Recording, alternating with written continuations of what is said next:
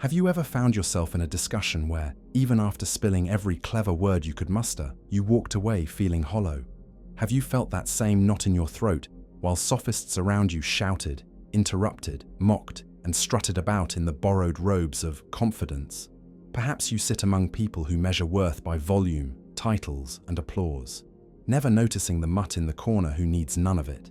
And maybe, deep down, you still suspect that staying silent is weakness, that refusing to defend yourself is surrender, that not reacting is defeat. But what if I told you this whole performance is a carnival trick, one that only snares those who still care about the crowd's cheers? Diogenes, that scandalous dog of Athens, saw what few dare admit. True power begins the instant you stop saluting the parade of conventions. Those who gild their speech expose their chains. Those desperate to persuade have already knelt to public approval. The world teaches us to duel with words, to drape ourselves in arguments, as if every chatter were a battlefield for truth. Diogenes offers a sharper, simpler, and infinitely freer path. Strip off the costume, hold up the lamp at noon, laugh at the absurdity, and walk away lighter than air. He proved that one crude gesture, one fearless grin, one act of shameless authenticity can crumble an entire assembly's pretenses. This message is for you who leave conversations feeling unheard, overshadowed, or politely trampled. For you who confuse restraint with submission. Today you'll see that radical awareness of social conventions, seeing them, naming them, then stepping outside them, is your most devastating weapon. Real victory isn't winning the argument, it's living so freely you never need to enter one. Get ready to view freedom not as the absence of conflict, but as the fearless presence that makes empty noise wilt. Let's dive into Diogenes' philosophy and discover how to master any arena simply by refusing the leash.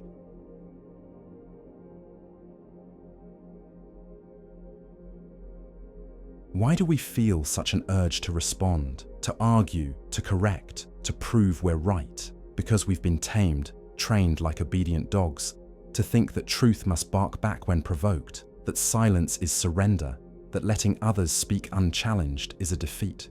But Diogenes, who barked at the world not from insecurity, but from freedom, saw this for what it is: a performance built on fear.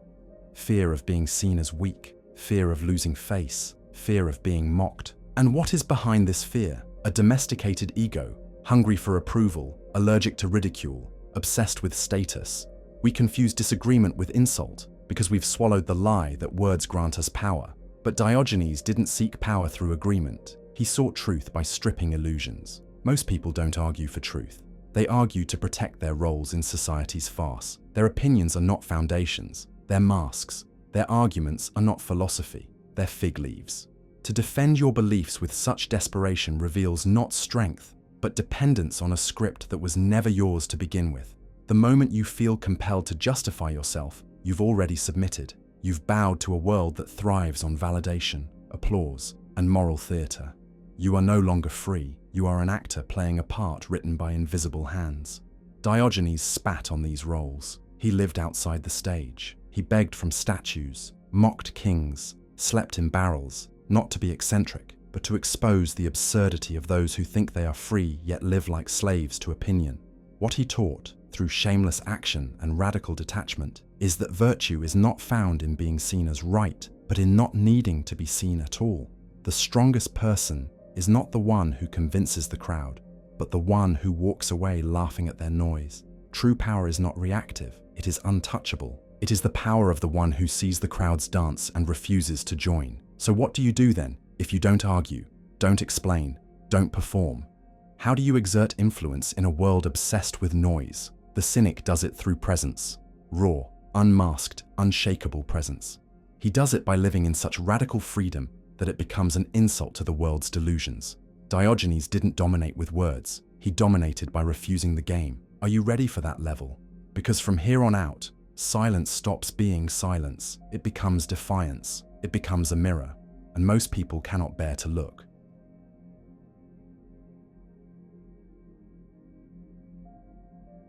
Diogenes didn't live for the comforted, he lived to provoke the comfortable. He didn't write, he acted, and every act was a slap in the face of polite society. His life was not a message for the masses, but a challenge to the few brave enough to strip naked before the absurdity of social convention.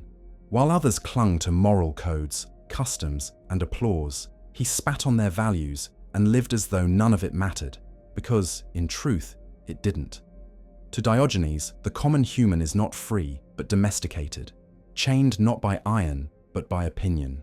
But there is another kind of human, the one who has seen through the game and simply stopped playing. Not a king, not a priest, not a philosopher in a robe, but a dog who bites through illusion. This human, rare and untamed, doesn't respond to the world. He exposes it, not through arguments or proclamations, but through shameless existence. He walks barefoot through the market holding a lantern at noon, searching not for agreement, but for one honest man.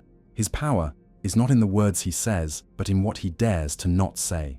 He does not enter debates. He does not perform rituals of intellectual posturing. He watches, he laughs. He chooses to bark or to remain silent not out of strategy, but out of detachment. His silence is not politeness. It is mockery. It is a mirror, and that mirror reflects the hypocrisy of those around him. When Diogenes says nothing, it is not because he is empty. It is because he refuses to dignify the farce. While the herd explains and moralizes, he scratches himself in public and deflates their seriousness with one vulgar gesture. His silence is not submission. It is domination by negation. It is the refusal to be pulled into their fantasy. In that absence of expected behavior, others falter. They talk too much. They justify. They expose their own confusion. This is not passivity. It is ungovernability. A mastery so complete that it no longer requires display. For Diogenes, every unnecessary word is a leash, every explanation a compromise, and that's why he stays quiet. Not because he lacks thought, but because he owes nothing to your game. His silence is not an empty space. It is a boundary, a rejection, a rebellion. It says, I do not belong to your world. In a society obsessed with image, control, and validation, the one who does not react cannot be controlled. He cannot be bought. He cannot be shamed, and that terrifies. Diogenes didn't need to create new values. He simply exposed that all values are invented. He wasn't feared because he was violent. He was feared because he was free, because he could laugh at kings, because he could live in a barrel and still be more whole than any senator in silk. And when he spoke, it was to destroy illusions in a single blow, a question, a gesture, a fart, anything that shattered pretense. But this leads us to a deeper point. Why is silence, true, unmoved silence, so unbearable to others? Why does the absence of reaction shake people more than any insult? What unraveling happens in the mind when it is denied the script it expected?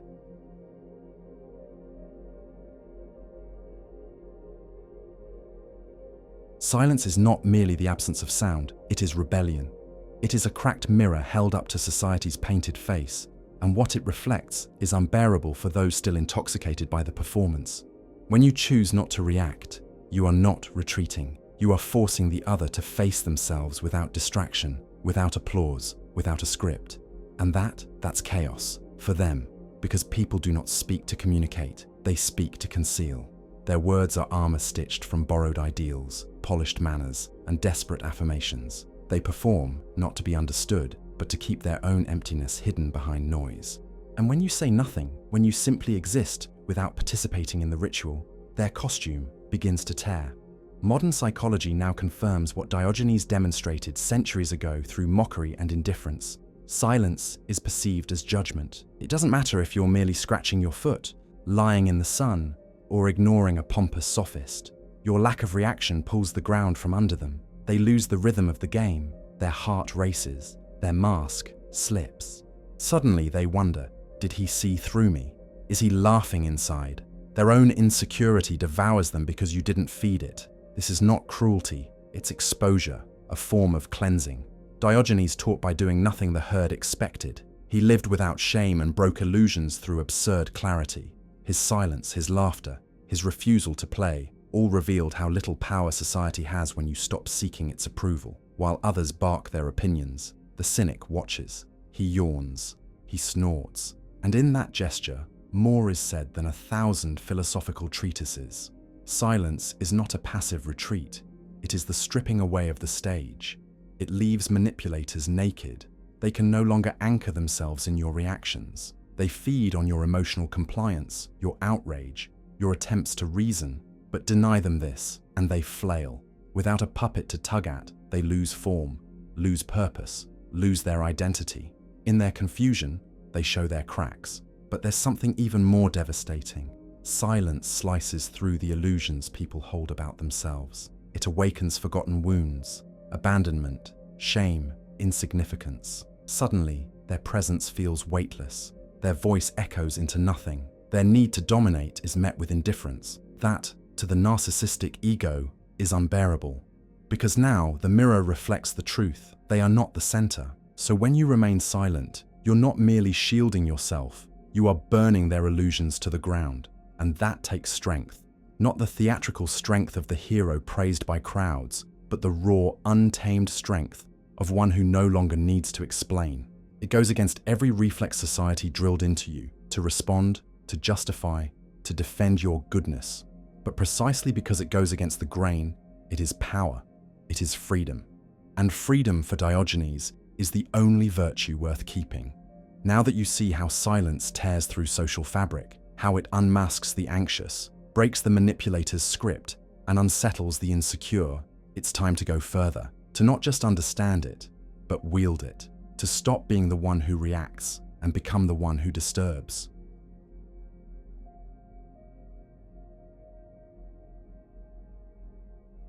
The time has come to stop philosophizing about silence and start living it. Enough of theories. Enough of ideas collected like trinkets. Diogenes did not carry scrolls. He carried a lantern to expose pretenders in broad daylight. So now, it is your turn to do the same. Not with words, but with the sharp edge of unapologetic silence. Not as a shield to hide behind, but as a blade that cuts through social masks with surgical disrespect. And the first cut is this. Remain silent precisely when your ego howls to react. This demands raw courage, because every fiber of your conditioned self will beg to defend its pride. It will want to justify, to explain, to be seen as good and reasonable. But that craving, that is your leash. Every time you chase that validation, you reveal that you are still dancing for scraps, still waiting for a pat on the head from society's invisible hand. You're still trapped in their theater. True silence begins when you burn the need to be understood. When you realize you owe nothing, not dignity, not decency, not explanation. Truth doesn't need permission. It doesn't need to be spoken to be real. The second force of silence is observation. While others drown themselves in chatter, filling the air with meaningless fog, you watch. Not like a philosopher, but like a stray dog stalking dinner in the market. You don't listen to respond, you listen to strip. You catch the fear behind the boast, the emptiness behind the confidence, the lie inside the smile. You store all of it, because when the moment comes, if it comes, you strike with precision. Not to impress, but to reveal. Your words, if you use them, are not decoration, they are demolition. The third weapon is time. Stretch silence like a rope, let the tension pull. People hate a pause because they cannot fill it with certainty. Their minds collapse into paranoia, scrambling to read a face that gives nothing away. One look, one crooked grin from you, says more than volumes of their rehearsed speeches. Fourth weapon, unpredictability. A silent man who sleeps in a barrel and mocks emperors is unpredictable, and what is unpredictable is feared. When they can no longer read you, they tiptoe, they measure their words. You stop reacting, and they orbit you. The entire structure of interaction reverses. You are no longer part of their play. You are the one breaking the fourth wall. Silence becomes not absence, but gravitational force. But beware, never mistake this silence for passivity. Diogenes was not passive. He was a walking disruption. His silence was not weakness. It was condensed rebellion. It was loaded presence. When he finally spoke, it was to decapitate delusion with one line.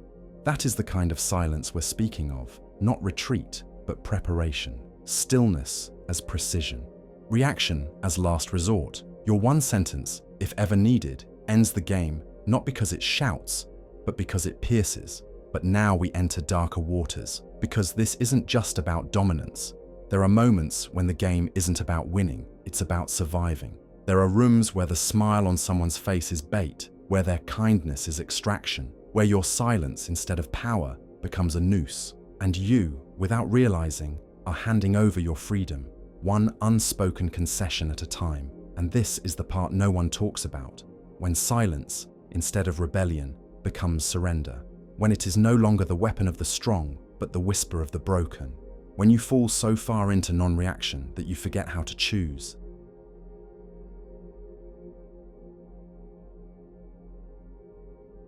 Is there anything more absurd than being taught that silence is always noble? That biting your tongue, avoiding confrontation, and accepting insults dressed as civility is some enlightened path to inner peace? What if I told you this was not virtue, but conditioning? A social muzzle passed off as wisdom. Diogenes would have barked at that idea, because much of what passes as maturity is nothing but trained obedience. It's not balance, it's surrender in disguise. Look closely. The more calm you appear, the more others feel free to step on you. They sense your silence, not as strength, but as passivity. And like rats in the pantry, they take what you won't protect: your time, your space, your dignity. They assume you will never bark back, that you will nod, smile, and vanish into the corner like a well-trained pet. And often, they're right. You convince yourself it's not worth the fight, that keeping peace is better than causing friction. But tell me, what kind of peace costs you your soul? What kind of harmony demands you erase yourself? That is not peace. That is quiet slavery. And the worst part, you are volunteering for it. Because deep down, you've been taught that silence is safe, that virtue means smallness. Diogenes lived to mock such lies. He walked barefoot through the hypocrisy of Athens, not to blend in, but to expose how most people kneel to invisible chains. This so-called virtue of being nice is often just fear in a clean robe. It's the morality of the tamed, the code of the agreeable, the guilt-ridden, the perpetually apologetic. And it exists to keep you useful, not free. But Diogenes did not bark for those who kneel. He barked for those ready to stand, for those who realize their silence has become a leash and who are ready to bite it off. When you accept this kind of silence, the silence that swallows your anger, your instincts, your truth, you are no longer living. You are surviving in a costume sewn by others. You become a mirror for their expectations, not a flame of your own will. That is the death of the self. And Diogenes, he lit fires under such delusions. True virtue is not in being silent because you are afraid to offend. It is being silent because you refuse to beg for understanding. It is the silence of one who owes no explanation, no performance, no apology for existing. The silence of submission must be buried, and in its place, the silence of presence must rise. The silence that does not cower, that does not bow, that stands barefoot in the marketplace and shifts the entire room without uttering a word. That is the silence Diogenes respected. Not timid, not polished, but raw, defiant, sovereign. But how do you reach that state? How do you go from being a pawn of politeness to the master of your own breath? How do you dig out the morality of the herd from within your own spine and stand like a creature reborn? The answer is not in becoming more civilized. It is in becoming more real. We've spoken of this figure before, the one who transcends the game, who creates his own codes, who lives outside the cage. The cynic, the one who doesn't seek applause, but truth. In the final part, we'll explore how to embody this wild kind of being, not to speak louder, but to silence the world with your very presence. Because the world doesn't need more good citizens. It needs those rare few who dare to exist on their own terms and command the room without saying a word.